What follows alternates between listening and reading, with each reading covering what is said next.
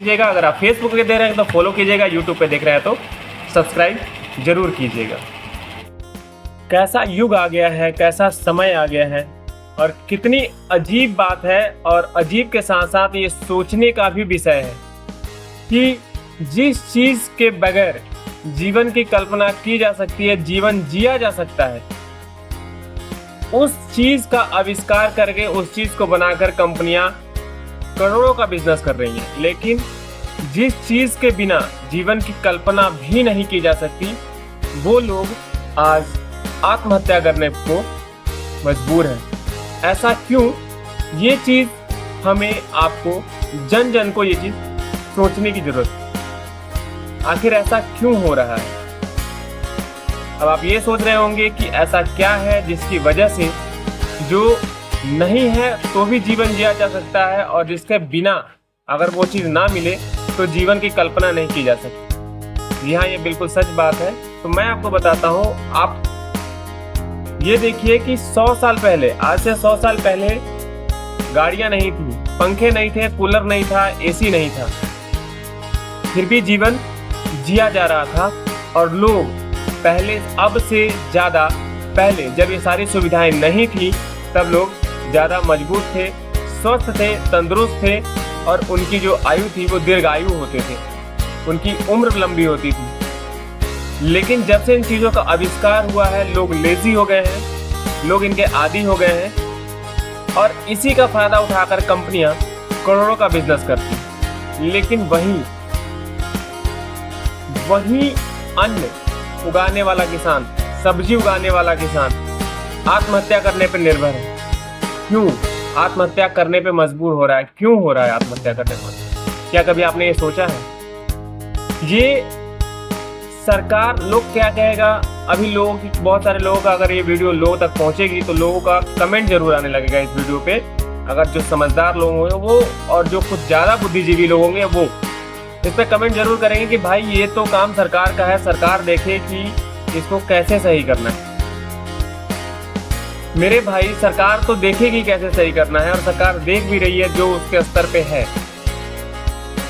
लेकिन आप ये सोचो कि आप अगर एक एसी की दुकान में एसी खरीदने जाते हैं तो क्या उसे बार्गेनिंग करते हैं? नहीं। अगर आप सुपरमार्केट में वही फल, वही सब्जी खरीदने जाते हैं तो क्या बार्गेनिंग करते हैं? नहीं। क्यों? क्योंकि वहाँ पे प्राइस टैग लगा होता है, एक वो सोसाइटी का स्टैंडर्ड होता है जिसपे आप जाते हैं, प्राइस टैग देखते हैं और लेकर चले आते हैं।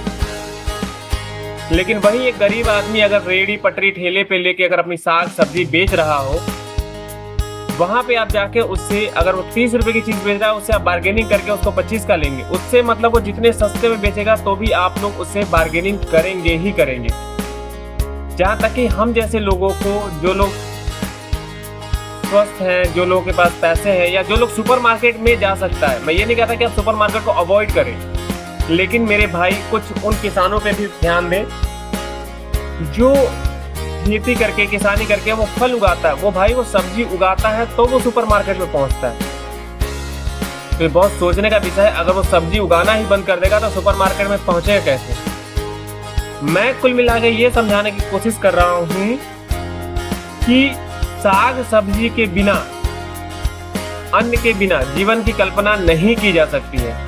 और वही किसान, वही अन्न उगाने वाला, वही सब्जी उगाने वाला किसान आत्महत्या कर रहा है, क्योंकि उसने जो सब्जी उगाई है, जो मेहनत किया है, उसके लागत का फल भी उसको नहीं मिल रहा है। जबकि एसी, कूलर, पंखा, मोटर कार बनाने वाली कंपनियां करोड़ों का बिजनेस कर जाती है, क्योंकि लोगों को उसकी लत लग गई है। तो क्या आपको नहीं लगता कि अन्न की आपको लत नहीं है?